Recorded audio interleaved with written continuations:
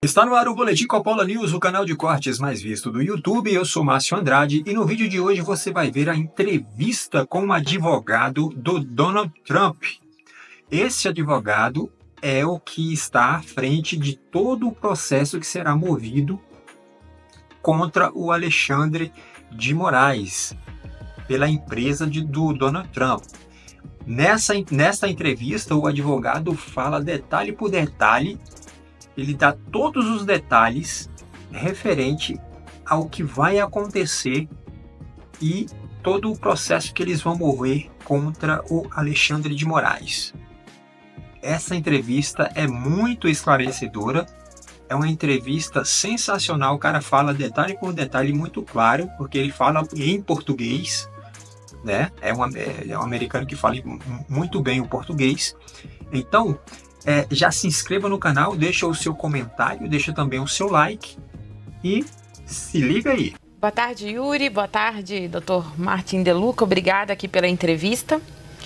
Vou começar aqui a entrevista citando uma declaração da pouco aqui a CNN do porta-voz da Embaixada dos Estados Unidos, que ele disse que a restrição do visto anunciada ontem não visa apenas um país. O senhor que tem acompanhado esse caso especificamente em relação às autoridades brasileiras, é possível esperar uma medida mais ampla, visando especificamente autoridades daqui do Brasil, como o ministro Alexandre de Moraes, do Supremo Tribunal Federal?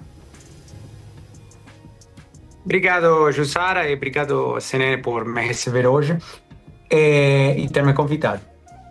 Em relação à pergunta, eu entendo a tendência da diplomacia brasileira de tentar minimizar o impacto, né? Tentar negar o inegável, defender o indefendível, porque, obviamente, é uma imagem para o país não desejável. Então, esse é o trabalho do diplomata e tem que ser respeitado. Agora, vamos nos focar nos fatos e deixar de lado a diplomacia e negar o inegável. O que foi anunciado ontem pelo secretário de Estado, Marco Rubio,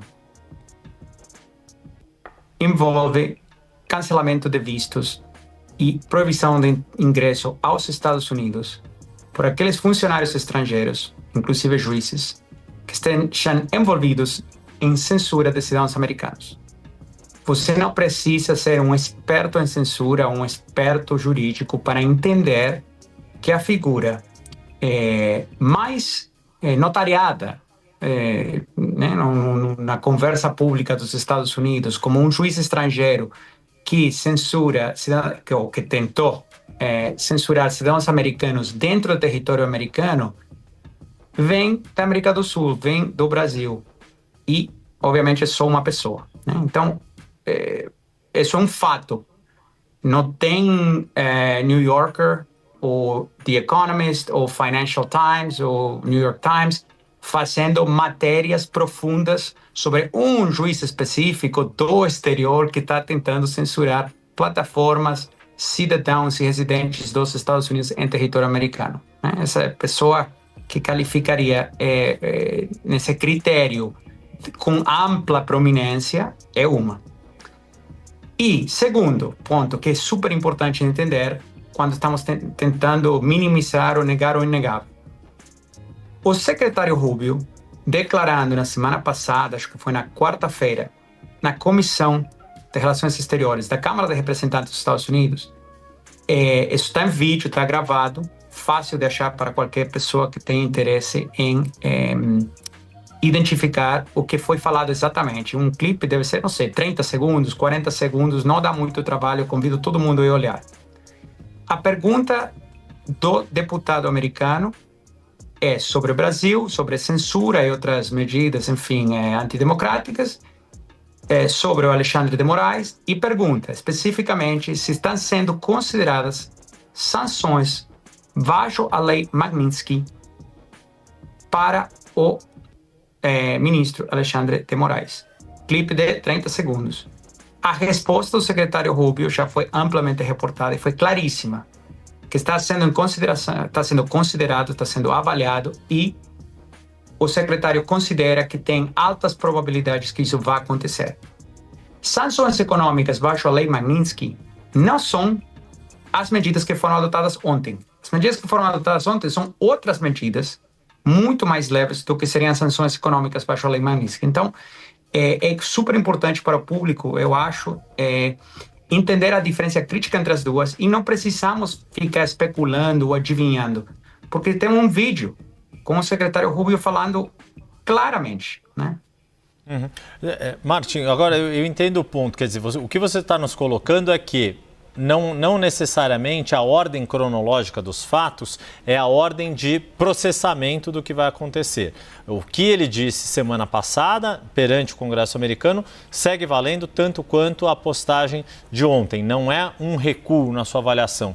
Minha pergunta é: chegamos então, na sua avaliação, a um ponto de não retorno, ou seja, isto vai culminar numa sanção por parte do governo Donald Trump contra autoridades brasileiras?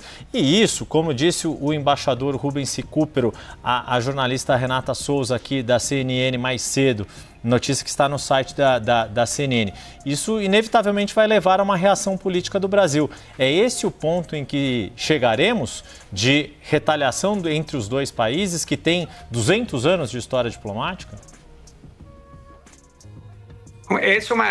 Concordo, uma excelente pergunta.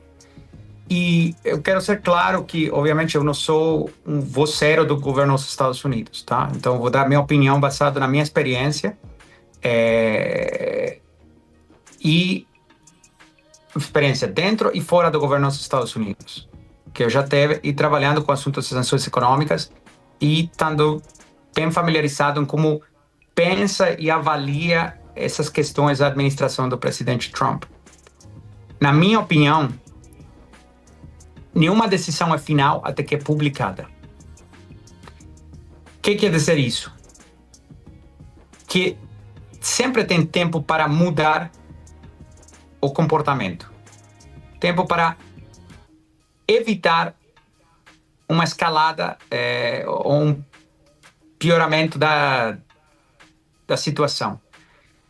Então, quando nos focamos no mundo diplomático, que eu entendo que tem uma grande movimentação do Itamaraty, da Embaixada do Brasil nos Estados Unidos, o qual é perfeitamente correto, né, fazendo o trabalho deles, na minha humilde opinião, o que seria muito mais produtivo que minimizar ou negar o inegável ou defender o indefendível seria o seguinte: pelo menos se eu for um diplomata brasileiro ou um alto ministro do Supremo ou um executivo em umas principais empresas do país, o que eu estaria pensando? Estaria pensando, por que isso está acontecendo? Por que chegamos a esse ponto? Como podemos evitar que isso piore? Quais são as razões raízes, né, na raiz que está levando ou que criou essa situação? Tem outros ministros do Supremo Tribunal Federal que encaminharam ordens judiciais sigilosas para empresas americanas dentro do território americano para censurar a cidadãos americanos e bloquear monetização de contas dentro do território dos Estados Unidos? Ou esse é o único ministro que fez isso? Essa ação, no Itamaraty tem obviamente, um diretório, né, jurídico que sabe avaliar essas coisas. Cumpre com os tratados Brasil e Estados Unidos ou estaria em violação de seus tratados? Essas ordens de censura que foram encaminhadas dentro do território americano foram com notificação ao governo dos Estados Unidos ou foram às escondidas do governo americano? Eu vou te dar um exemplo. Quando eu fui procurador federal em Nova York, trabalhei com investigações que envolviam o Brasil. Eu, como procurador federal americano, quero fazer um depoimento ou entrevistar a uma testemunha em território brasileiro. O procedimento marcado pelo MLAT, né, o Tratado de Assistência Mútua entre Brasil e Estados Unidos em questões criminais, é o seguinte: eu preciso notificar a Embaixada dos Estados Unidos em Brasília, que tem um adido do Departamento de Justiça e do FBI, o qual tem um enlace com a Polícia Federal Brasileira, notifica a Polícia Federal que entra em contato com a testemunha, fala, um procurador federal americano quer conversar com você, você está disposta a ser ouvida, não está disposta, precisa um mandado, precisa uma notificação, uma intimação, não precisa, tem que ver a delegacia, né? E a regra requer que quando fui procurador federal, qualquer procurador americano fazendo uma investigação que envolve o Brasil, quer vir para o Brasil para entrevistar uma testemunha brasileira, tem que estar acompanhado por uma pessoa da Polícia Federal ou um membro do Ministério Público Federal brasileiro, que tem que participar e ouvir e ser feito em português ou, se todas as partes concordam, pode ser feito em inglês. Esse é o procedimento. E tem centos de procuradores federais americanos, ao longo dos anos, que cumprem com essas regras. Os juízes têm um monte de outras regras que cumprem e seguem as regras. E no Brasil, é uma anomalia. Até onde eu sei, praticamente todos os juízes brasileiros seguem as regras básicas.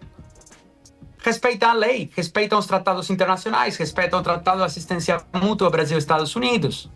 Polícia Federal, delegados de Polícia Federal, tem um monte que respeitam toda a audiência que está olhando aqui.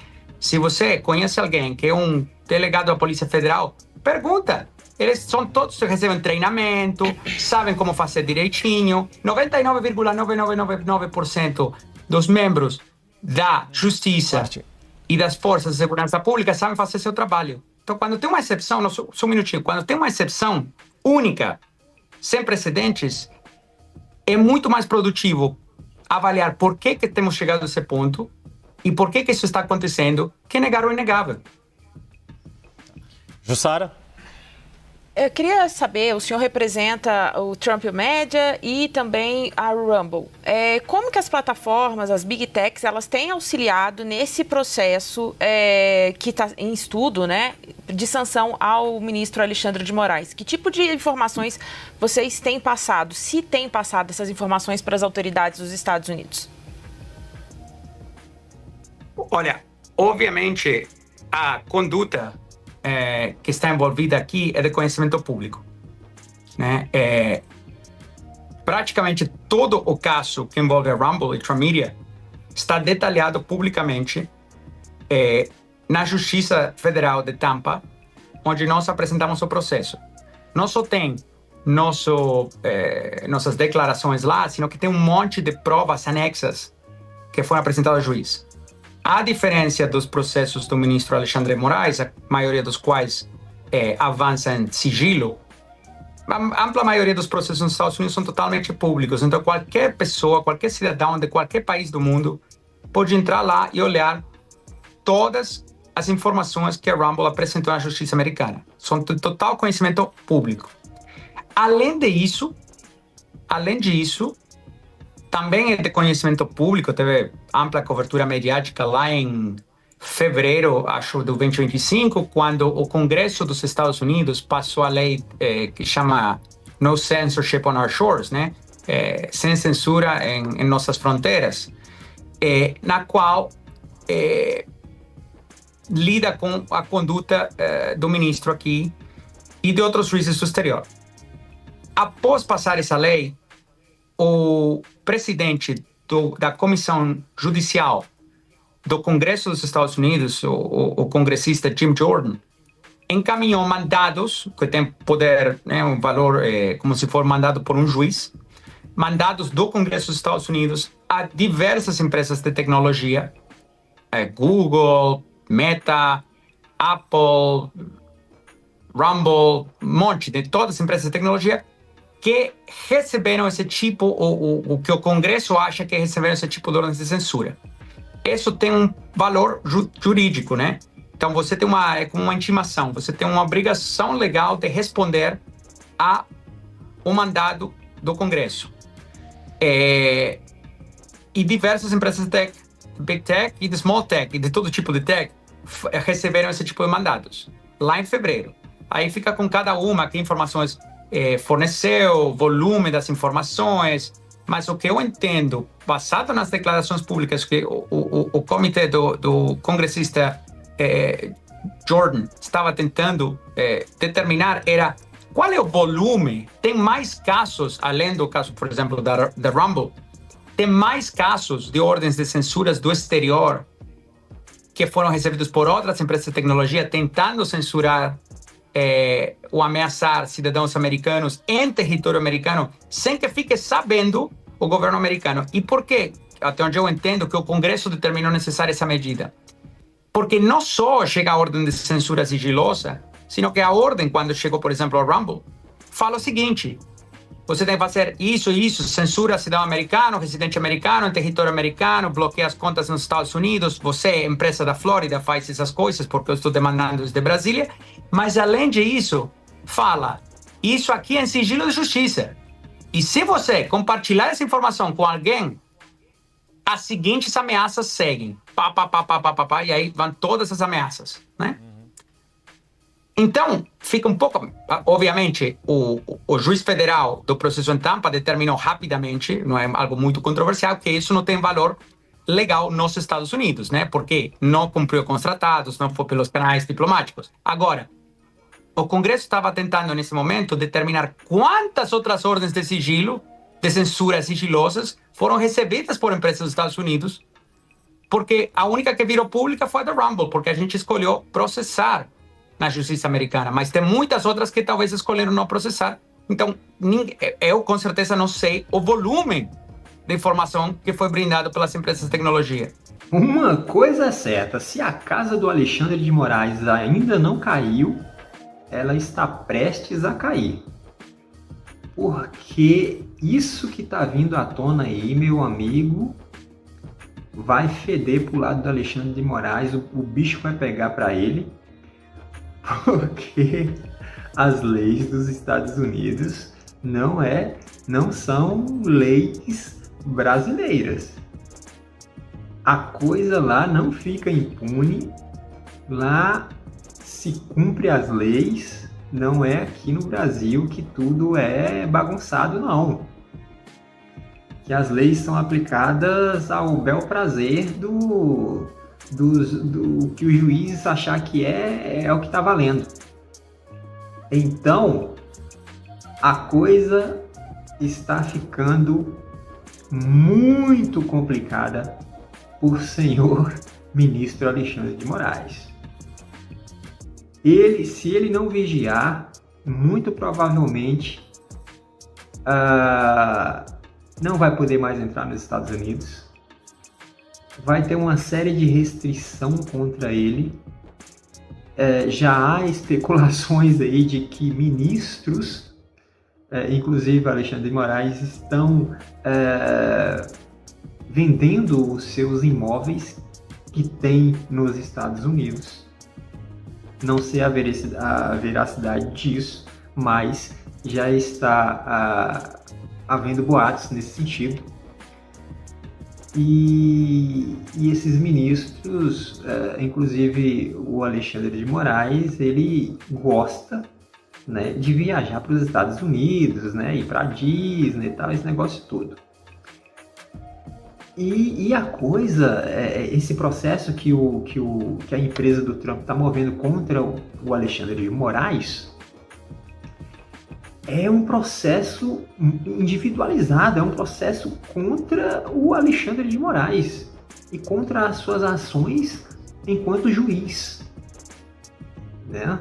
Porque toda a documentação que está vindo à tona e que já veio à tona antes são incriminatórias, né?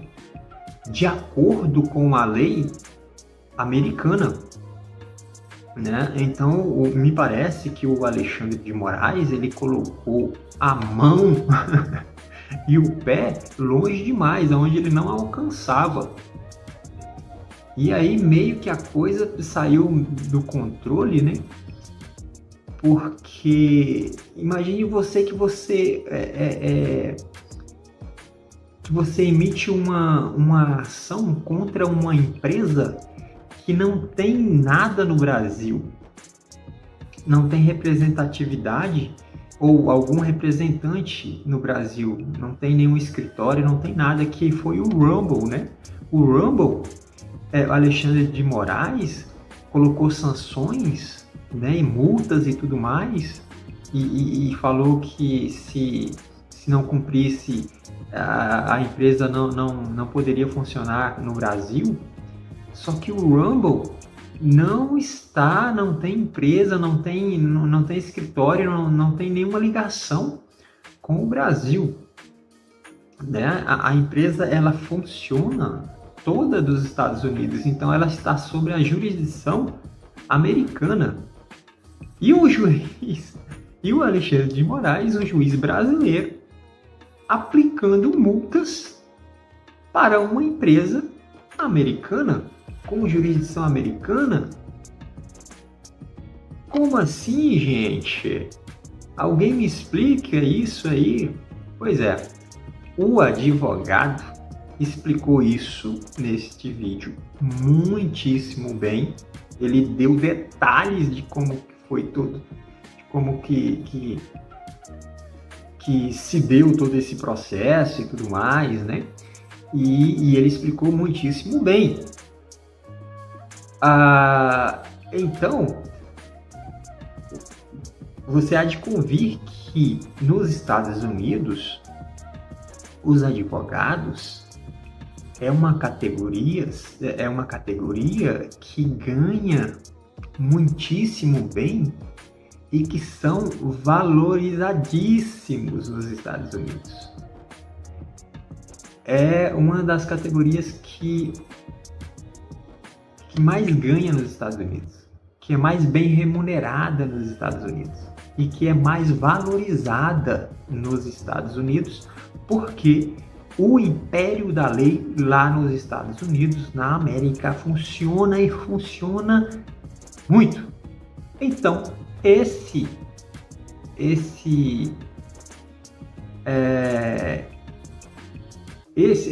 advogados, ou os advogados americanos, eles têm então essa valorização da sua profissão justamente por conta dessa demanda jurídica muito bem aplicada, né, nos Estados Unidos. Lá se aplica a lei, lá a coisa funciona. Lá não existe impunidade. Isso é tudo coisa do Brasil, né? Impunidade, brecha na lei, a lei fala uma coisa e se faz outra. Isso tudo é pataquada do Brasil. Lá é diferente. Então, quando você como um juiz, mexe com a legislação de um outro país, mexe com uma empresa que está sob jurisdição de um outro país, é complicado, é complicadíssimo, porque nesse outro país, as leis funcionam. E quando você extrapola, né? Você tem um certo poder ali e você extrapola entrando no território jurisdicional de outra nação, de outro país, que nesse caso é os Estados Unidos. Aí, meu amigo, aí já era. Aí já era, porque o caldo vai engrossar, o caldo já está engrossando e vamos ver qual vai ser aí o Deus nos acuda aí do Xandão, né? Do Alexandre de Moraes. Bom, por esse vídeo é isso. Vamos esperar os próximos capítulos dessa história que está apenas começando para o lado do senhor Alexandre de Moraes. Se inscreva no canal, deixa o seu comentário, deixa aqui nos comentários o que você está achando de toda essa história. Você está gostando do que está acontecendo com Alexandre de Moraes? E até breve.